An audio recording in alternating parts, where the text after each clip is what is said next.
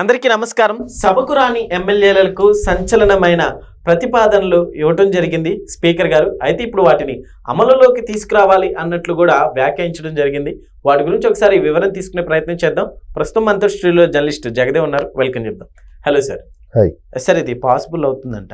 అంటే ఏ సందర్భంగా? అంటే ఎమ్మెల్యేలు గైర్హాజరైతే వాళ్ళకి సదుపాయాలు ఏమి కల్పించుకోవడం కోసమా చేయాలి కదా. యాక్చువల్గా సోషల్ మీడియాలో కొద్ది రోజులుగా కొన్ని సంవత్సరాలుగా అవుతున్న వ్యవహారం అదే. ఇప్పుడు ఒక ఎగ్జామ్ ఉంది, ఒక ప్రభుత్వ ఉద్యోగం ఉంది, దానికి ఒక క్వాలిఫికేషను, ఒక ఏజ్ లిమిట్ ఉంది, లేదంటే ఒక కార్యక్రమం ఉంది, దానికి ఒక అర్హతలు కొన్ని ఉంటాయి. ఇట్లా ప్రతిదానికి కొన్ని నిబంధనలు ఉన్నప్పుడు రాజకీయానికి ఎందుకు అటువంటివి లేవు? ఉద్యోగ విద్యా అర్హత అవసరం లేదట.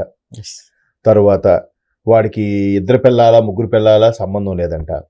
తరువాత అంటే దాన్ని మళ్ళీ స్కిప్ చేస్తారో హైడ్ చేస్తారో తెలియదు నాకు. తరువాత వాడి మీద నేర చరిత్ర ఉన్నా కూడా, ఏది ఉన్నా కూడా దానికి ఒక ప్రామాణికం లేదు. అటువంటి వాళ్ళని గెలిపించుకుంటుంటారు. అసలు రాజకీయం అనేది ప్రజాసేవ కోసం అయితే వాళ్ళకి జీతం ఎందుకు? జీతం తీసుకుంటే ప్రజాసేవ కాదా?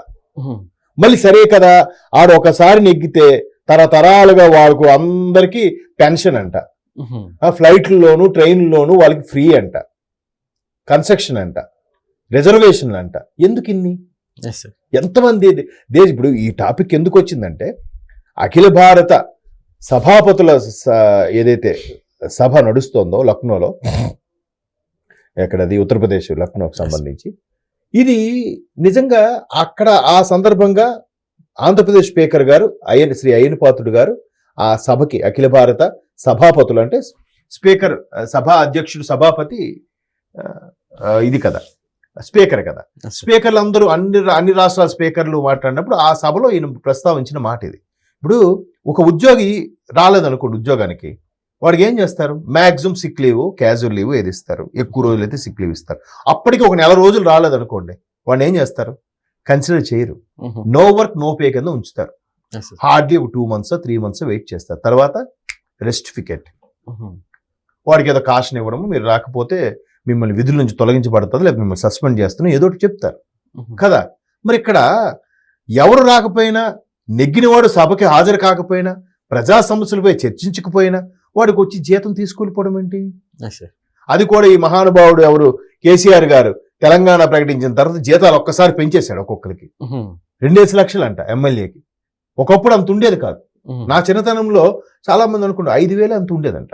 ఇప్పుడేమో 5,000 జీతానికి ఎమ్మెల్యేగా ఎంత క్రేజా, ఎంత పిచ్చా, ఎంతగా పోటీ పడతారా అనుకునేవాడిని. తర్వాత తెలిసింది, నాకు అర్థమైందంటే ఒక ఎమ్మెల్యే ప్రజాప్రతినిధిగా 5,000 జస్ట్ టిప్పు, అంతకు మించి సంపాదించుకుంటాడు రాజకీయాల్లోకి వెళ్తే. అది కదా రాజకీయం. ఎంత డబ్బు ఉన్నాడు కూడా రాజకీయాల్లోకి ఎందుకు వెళ్తున్నాడు? ఆ అధికారము, ఆ దర్పము, ఆ పరపతి కావాలి కాబట్టి రాజకీయాల్లోకి వెళ్తున్నాడు. ఇక్కడ దేవాలయాలకి వెళ్ళావు ఫర్ ఎగ్జాంపుల్, మామూలుగా అయితే డబ్బున్నాడు ఏదో పెద్ద పెద్ద టికెట్లు కొనుక్కొని క్యూ లైన్లు ఆడికి వీడికి చేతులు తడిపి వెళ్ళాలి. అదే ఒక అధికారం ఉంటే వాళ్ళే వచ్చి రెడ్ కార్పెట్ వేసి మరి దేవాలయానికి తీసుకెళ్తారు. సో అందుకు ప్రతి ఒక్కడు డబ్బున్న ప్రతి ఒక్కడు బిజినెస్ మ్యాన్ చాలా మంది ఇటు డైవర్ట్ అవ్వడానికి కారణం అది. సో అలాంటి పరిస్థితుల్లో వాళ్ళకి మళ్ళీ జీతభత్యాలు ఏంటి? రిటైర్ అయ్యింది వాళ్ళు ఒకసారి గెలిచి ఓడిపోతే వాళ్ళకి పెన్షన్లు ఏంటి ఇవన్నీ? సో ఇదే సందర్భంలో అయ్యన్న పాత్రుడు గారు ఏం ప్రస్తావించారంటే, నో వర్క్ నో పే కింద ప్రజా సమస్యల మీద చర్చించడానికి ఇవన్నీ పెన్షన్లు ఇవన్నీ మాట్లాడలేదు. కానీ ఆయన రాని వాళ్ళ కోసం ఖచ్చితంగా వాళ్ళకి జీతం ఇవ్వకూడదు, చెల్లించకూడదు, దీని మీద ఒక చట్టం తీసుకురావాలి. ఎందుకు అన్నాడు ఆయన మాట? వైసీపీలో 11 మంది గెలుచుకుంటే జగన్మోహన్ రెడ్డి గారు ఎలాగూ రావట్లేదు, నాకు తెలిసి పెద్దిరెడ్డి గారు కూడా రావట్లేదు, నేను అది కీలకం. మిగతా 9 మంది ఉన్నారుగా, ఈ 9 మందిలో ఒక 6 మాత్రం సైలెంట్ గా వచ్చి సంతకం పెట్టి వెళ్ళిపోతున్నారంట అసెంబ్లీ సమావేశాలు గట్రా వచ్చి. ఎందుకు? ఆ జీతం కోసం. జగన్మోహన్ రెడ్డి గారు అంటే నెలగా రావట్లేదు, సంతకం పెట్టట్లేదు, జీతం ఆయనకు అవసరం లేదు, జీతం పెద్ద లెక్కే కాదు ఆయన దృష్టిలో ఇది. మరి మిగతా వాళ్ళు అవసరంగా తీసుకుంటున్నారుగా. ఎందుకంత దాన్ని ఏమనాలి, కక్కురితనాలా లేకపోతే ఏమనాలి నాకైతే తెలియదు. కానీ అవసరం ఆ ఎమ్మెల్యే స్థాయి రేంజ్కి. బట్ వాళ్ళు ఎందుకు వచ్చి చాటుమాటుగా సంతకం పెట్టి వెళ్ళిపోతున్నారు? అటువంటి వాళ్ళకి ఎందుకు ఇవ్వాలి?